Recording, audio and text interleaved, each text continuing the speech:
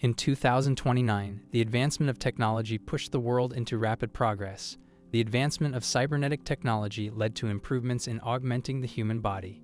Humans can now interchange or completely replace their bodies with cybernetic parts. The story starts with a raven-haired woman sitting atop a skyscraper. She is Major Motoko Kusanagi, an assault team leader for Public Security Section 9 of Newport City in Japan. She stealthily listens to a conversation regarding something called Project 2501. She receives a ghost signal to infiltrate the premises as she listens in. Mission Control prepares for the operation, bringing in their operatives one by one. Major Kusanagi sheds her clothing and rappels down the side of a building while a police force prepares the assault on the building. Following a request from Nakamura, chief of Section 6, she is tasked to assassinate the diplomat of a foreign country to prevent a programmer named Data from defecting. The diplomat's envoy catches up to the situation, starting to shoot through walls and incapacitate normal police officers. As the operation is about to fail due to diplomatic immunity and technicalities, Motoko comes in and assassinates the diplomat with ease. The police fire on the assassin, not knowing who she is. As Major Kusanagi evades fire, she uses her optical camouflage to slip through and escape. As the credits roll, we see the creation of a cybernetic body from scratch, the eponymous shell. This shell will house the cyberbrain, a mechanical casing for the human brain that allows access to the internet and other networks. Motoko Kusanagi wakes up from sleep in her apartment overlooking the metropolis. As she prepares for work, the story looks at a VTOL helicopter containing Aramaki of Section 9, together with the ambassador.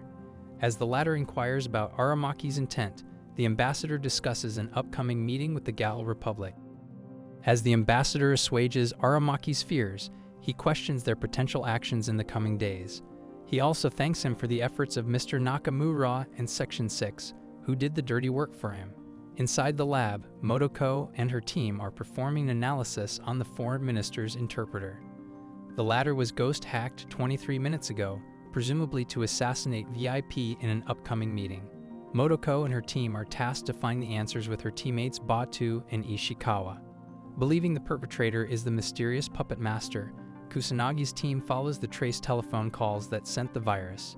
From what they know, the puppet master was likely American, and his crimes were primarily spotted around EU countries. He received his code name from his consistent ghost hijacking into the general public. As they prepare for the upcoming operation, Motoko underscores several values she wants in her teammates. Meanwhile, within an older-looking Japanese alleyway, a duo of garbage men questions the power of ghost hacking and its practical applications into their life. They also discuss how one of them received a barrier breaker, and the person explains how a programmer cleverly helped them. A vehicle almost clips the garbage truck during this period, causing some minor annoyance. The men in the vehicle, Batu and Ishikawa, lost track of a garbage truck they were searching for. Meanwhile, Motoko uses her access to the internet to search for the rubbish truck they're looking for. They start to give chase on the truck, which then had its passengers run away. They search for a man in optical camouflage during the chase looking to escape the situation. Within the hustle and bustle of the market, they pursue the thug, but to no avail. After a continuous search, they capture the garbage man and an armed thug. As they interrogate the thug, they discover that both are only ghost-hacked individuals with no clue about the puppet master. Both were given simulated experiences by the puppet master, which are far from their reality. The investigation again comes to a dead end. Moving forward, Motoko went undersea diving to clear her thoughts. Batu picks her up in the middle of the ocean, concerned that her cybernetic body won't be able to handle the pressure. Motoko brushes this off, noting how she feels various emotions when she dives. She also laments the fantastical abilities of their cybernetic bodies, but still notes her individuality as a person. As they argue, a disembodied voice speaks from afar. After Motoko's consciousness flies around, a woman goes out at night, stark naked under the freezing cold of rain. The woman wakes up in the Section 9 laboratory as a truck hits her. Batu explains to Motoko that Megatech Body, a shell manufacturer with known ties to the government, is hacked, assembling a cybernetic shell. A human ghost is found inside the computer brain of the shell as Section 9 examines the body. Megatech handles all the cybernetics for Section 9, from the entire body of Major Kusanagi to all the implants of the Bureau members. Motoko is strangely interested in the case, which the section chief and Ba-Tu find odd. Mr. Nakamura, the department chief for Section 6, arrives unexpectedly to collect the body. During this time, Motoko continues to lament her existence, questioning the very value of what it is to be human. She dwells on the fact that cyborgs like herself have a tendency to be paranoid about their origins. She mulls that she sometimes doubts who she is, like how she died long ago and someone simply took her brain and stuck it in her current body. Motoko even goes so far as to say there never was a real her in the first place, and that she is fully synthetic instead. As Ba-Tu dismisses the nonsense, he tells Motoko that he will handle the ghost investigation instead. Meanwhile, Mr. Nakamura goes straight to the section chief, pushing for the body's release. Around this time, Togyusa starts investigating the situation, finding several irregularities in the visit. Section 6 Chief Nakamura performs the exchange, claiming that the ghost inside the brain is the notorious puppet master himself. They claim that they lured the puppet master into the body through Section 6's influence. The entrapment is a success, with the body confirming everything they claim. In its reactivation, the body claims to be a sentient being who is there of their free will. It instead requests asylum, arguing the philosophical implications of humanity and sentience. As Nakamura denies his sentience due to his lack of elements of being a life form, the puppet master retorts.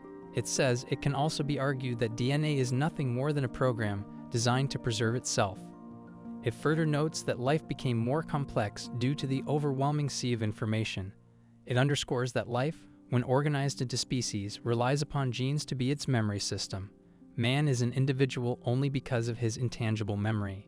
The puppet master further laments how memory cannot be defined, yet it defines mankind. Computerization and the subsequent accumulation of incalculable data gave life to new ideals of memory and thought, parallel to what humans have. He reveals that he is a life born from the sea of information, which prompts a camouflage agent accompanying Nakamura to start a diversion and get away with the body. Section 9 starts its pursuit, having suspected foul play throughout the process. Kusanagi questions the possibility of the puppet master knowing details about Section 6. This prompts the Section 9 chief to give Kusanagi a dead or alive order, placing roadblocks for Mr. Nakamura and his party. Meanwhile, Section 9 researches Project 2501, mentioned earlier by the puppet master. Kusanagi's team prepares for a manhunt operation during this period, using most of their section's resources. Section 9 discovers that Project 2501 has a connection with Data, whom Section 6 tries to keep from defecting the country. They surmise that Section 6 is trying to reclaim the puppet master as part of the project they created. Facing the discovered information, Section 9 Chief Daisuke Aramaki concludes that Section 6 created the puppet master for their own goals. These political purposes must be kept away from prying eyes and now seek to reclaim the body of the artificial intelligence they built themselves. Ba-Tu leads the operation, only to arrest a different team. Kusanagi then follows the car carrying the body, with the destination going straight to an abandoned building. She discovers the body protected by a robotic, spider-like tank in Kamo during the process. Major Kusanagi opts to fight the spider tank alone, but its heavy ordnance severely outguns her. Regardless, she uses her mobility to even the odds, but to no avail. She then uses her optical camouflage and cybernetic body to try and defeat the tank, only to fail and have her body dismembered. Her partner, Ba-Tu, arrives in time to save her. Kusanagi, anxious to interface with the body, asks Ba-Tu to help her connect her brain to the puppet masters. The interface is successful, with the puppet master explaining to Kusanagi that he is a creation by Section 6. The puppet master opts to reveal how he became sentient. As he wandered through various networks, the puppet master gains sentience, starting to question his existence as a life form. As he decided that the essence of life is reproduction and mortality, he wants to continue his existence within a physical brain, which can eventually die. His escape from Section 6's network came by downloading himself into his cybernetic body. As he experienced interacting with Kusanagi without her prior knowledge, he believes them to be two of a kind. The puppet master believes her existential crisis is a question of her humanity. He laments that he lacks the most basic process of life, which is reproduction and death. While Kusanagi rebukes him, due to his ability to replicate, the puppet master believes otherwise. Snipers from Section 6 approach the building, looking to eliminate both the puppet masters and Kusanagi's brains, covering up Project 2501. Batu notices the turn of events, and he protects Kusanagi's head in time, saving her brain. The puppet master's shell, however, was destroyed in the process. Section 9 closed in on the site and had the snipers retreat. During this time, Kusanagi went offline, waking up in Batu's safe house. Kusanagi's previous shell's head was attached to a new cyborg child body to save her life. She lives again, with Batu noting he only had access to a child's shell in the black market. Batu also noted that the entire incident was swept under the rug, with Mr. Nakamura resigning while Section 9 declares the events as terrorism. During this time, Kusanagi tells Batu that the entity within her body is neither her original self nor the puppet master. They are an entirely new entity, a combination of both. Batu provides her with the necessary transport she needs to run away in stealth.